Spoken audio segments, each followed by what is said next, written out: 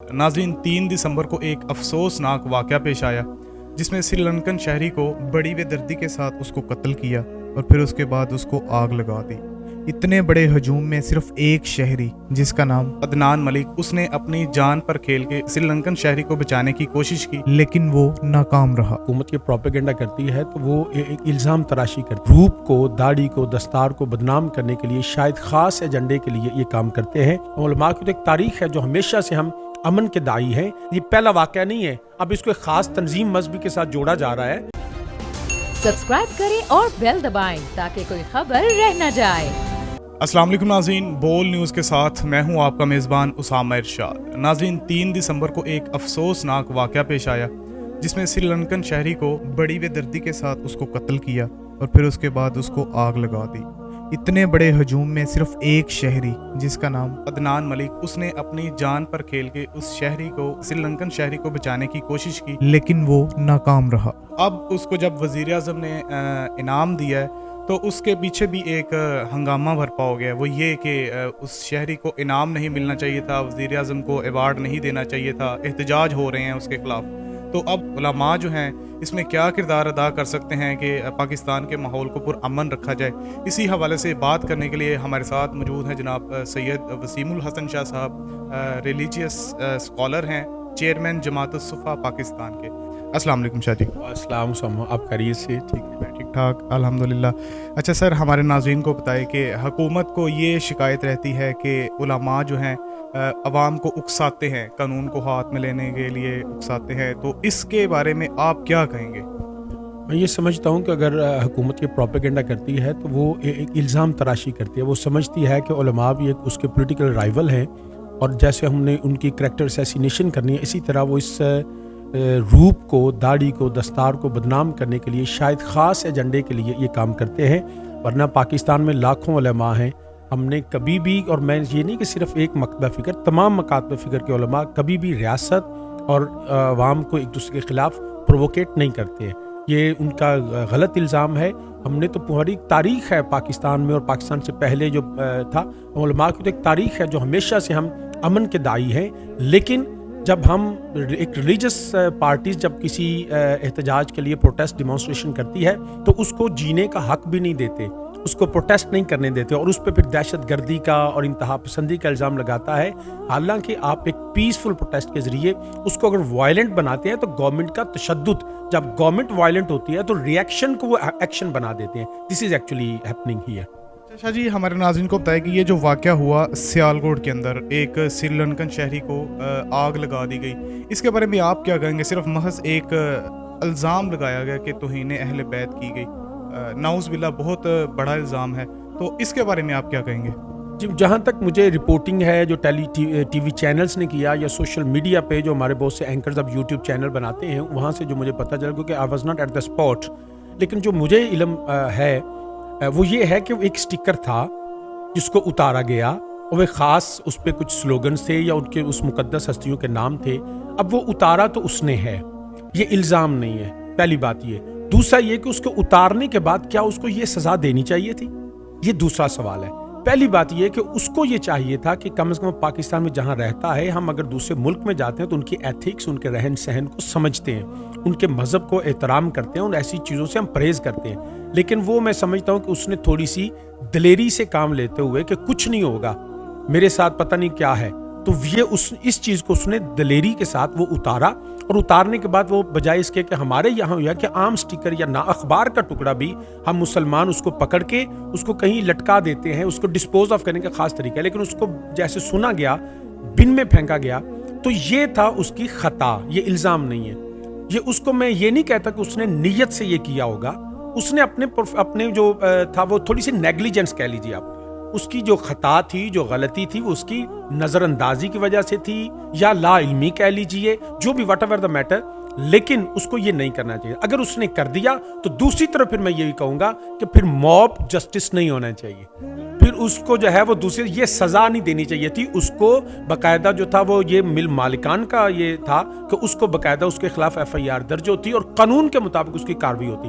उसने भी खता की اور اس کی وجہ سے لوگ پرووکیٹ ہوئے, اشتعال میں آ گئے, اور جو مشتعل ہوئے انہوں نے بھی جو نتیجہ نکالا وہ بھی انتہائی بھیانک تھا, جس کی وجہ سے اسلام کی, مسلمانوں کی اور پاکستان کی بدنامی ہوئی. آپ نے یہ بات کی کہ ہم اکثر دیکھتے ہیں اخباروں پہ عربی لکھی ہوتی ہے اس کو لٹکا دیتے ہیں, اگر کئی سیف جگہ پہ رکھ دیتے ہیں.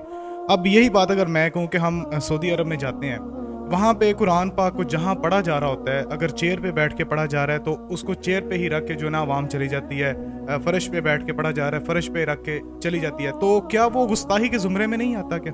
جو میں عرض کرتا ہوں, یہ ان لوگوں کا میں سمجھتا ہوں ہلکا پن ہے. انہوں نے ایسا کرنا, دیکھیں قرآن کریم کا ایک تقدس ہے, ایک احترام ہے, وہ اللہ کا کلام ہے. آپ اپنے باپ کے, آپ کی جس سے آپ کو محبت ہوتی ہے نا, آپ اس کا لیٹر بھی اس طرح نہیں پھینکتے ہیں, اس کو بھی آپ سنبھال کے خوشبو لگا کے سینے سے لگائے رکھتے ہیں. یہ اللہ کی طرف سے بندوں کے نام ایک خط ہے, ایک پیغام ہے. تو ہمیں شرعی تقاضے کیا ہیں وہ بھی غلط کر رہے ہیں. ہم غلط کو جسٹیفائی نہیں کر سکتے, فلاں چیز بندہ غلط کر رہا ہے تو ہم بھی اس کو غلط کر سکتے ہیں, نہیں. ہمیں ان کو یہ اویئر کرنا چاہیے کہ یہ اگرچہ عربک لینگویج ہے لیکن یہ اس کو صرف لینگویج نہ سمجھے, یہ اللہ کا کلام ہے, الہامی کتاب ہے. وہ ان کو سمجھانا چاہیے جا کے ہم ان کو فالو کریں. غلط چیزوں میں کسی کو فالو نہیں کیا جاتا. اچھا جی, آپ نے آپ کے مطابق یہ واقعہ جو ہے ایک سری لنکن شہری کو آگ لگا دینا آپ کی نظر میں ٹھیک نہیں ہے, عدالتیں موجود ہیں, یہ سارا کام کرتی ہیں, لیکن آپ ہمیں گستاخی کی تعریف بتا سکتے ہیں کہ گستاخی اصل میں ہے کیا, حقیقی معنوں میں گستاخی کیا ہے؟ میں عرض کرتا ہوں, اس میں ہمارے پاکستان پینل کوڈ میں باقاعدہ 295A-B-C جو تھی یہ سارا آلریڈی درج ہے, لیکن جو بائبل ہے اس میں ہے دا کرائم آف انسلٹنگ اور شوئنگ ٹیمپر اور lack of reverence for God اور ریلیجن اینڈ اٹس ڈاکٹرائنس. ایک جو ہے. اب دوسرا جو ہمارے PPC میں ہے اس میں یہ ہے کہ whoever by words either spoken or written or by visible representation or by any imputation, innuendo or insinuation directly or indirectly defiles the sacred name of the Holy Prophet Muhammad sallallahu alaihi wasallam shall be punished with death or imprisonment for life and shall also be liable to fine. اب اس میں بھی جو life imprisonment ہے وہ اس کو ختم کر دیا گیا, اب صرف ڈیتھ پینلٹی رہ گئی ہے.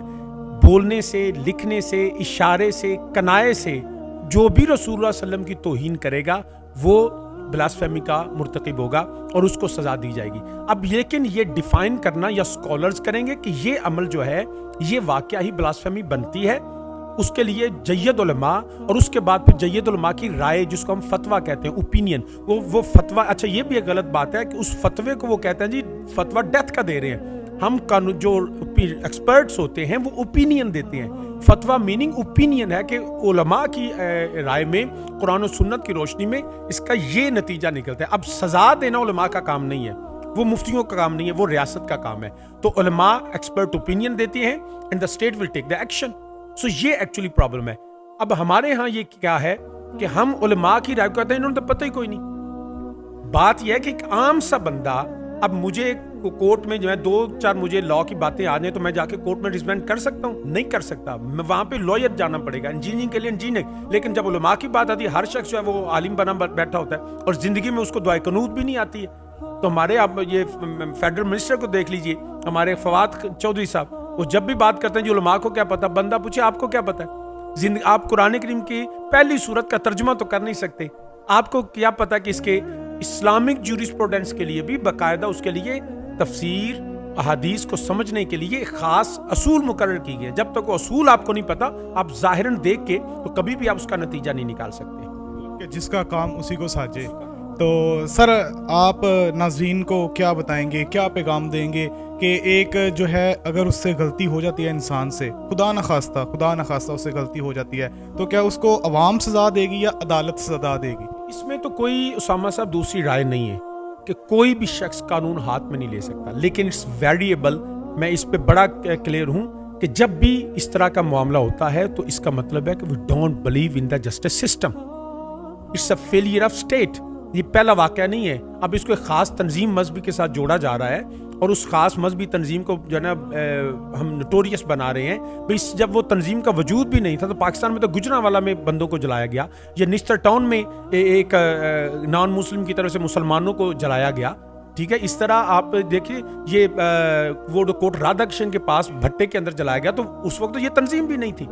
تو یہ ایکچولی ایک مائنڈ سیٹ ہے کہ لوگوں کا ریاست اور ریاست کے اداروں پہ اعتماد جا رہا ہے. وہ سمجھتے ہیں کہ اس کو جو ہے وہ سزا نہیں ملے گی, تو لوگ پھر انتقامی کاروائیاں کرتے ہیں. تو جب تک ریاست جو ہے وہ سب کے لیے برابر نہیں ہوگی, جو مجرم ہے چاہے وہ کسی جرم کا مجرم ہو, اس طرح جب کوئی توہین رسالت کا مجرم ہو تو ریاست جب اس کو ہینگ کرے گی نا, تو پھر میں قانون ہاتھ میں نہیں لوں گا. میں اس کا یہ مطلب نہیں کہ میں لوگوں کو پرووکیٹ کر رہا ہوں کہ قانون ہاتھ میں لو. میں یہ کہہ رہا ہوں کہ ریاست کو جاگنا چاہیے, قانون کو جاگنا چاہیے. وہ جب بھی ایسا واقعہ ہو وہ اس کی فیور مجرم کی طرف نہیں ہونی چاہیے کہ جی ہمیں انٹرنیشنل دباؤ ہے, یہ ہو جائے گا وہ ہو جائے گا. بھئی دنیا نے کبھی ہم سے پوچھا کہ ہمارا ملک کا مجرم سزا دیں کہ نہ دیں؟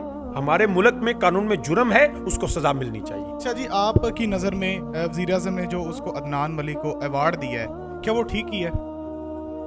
میں یہ سمجھتا ہوں کہ دیکھیں جی اس کا ایک رول تو ہے. عدنان ملک نے ایک مطلب اچھا کام کیا, اس سے جانے میں ہوا یا انجانے میں ہوا اس کا میں نہیں جانتا, لیکن بہرحال اس سے بہت اچھا کام ہوا. اس نے ایک ایسے شخص کو بچانے کی کوشش کی جس کی سزا موب کو نہیں دینی چاہیے تھی. ٹھیک ہے نا, اس حد تک میں بالکل to this extent I agree with this کہ ہی شوڈ بی اپریشیٹڈ. ناظرین, جیسا کہ آپ نے سنا کہ شاہ جی نے بہت اچھی اور تفصیلی گفتگو ہمارے ساتھ کی. امید ہے کہ آپ اس کو سمجھنے کی کوشش کریں گے. جاتے جاتے میں اینڈ پہ یہی کہوں گا کہ اللہ تعالیٰ مسلم امت کو یہ ہدایت نصیب فرما دے کہ کسی کو الزام کی بنیاد پر ناجائز قتل نہیں کرنا چاہیے. عدالتیں موجود ہیں, سارا نظام موجود ہے, اسی کے تھرو پراپر چلنا چاہیے. تو اسی کے ساتھ مجھے اجازت دیجیے.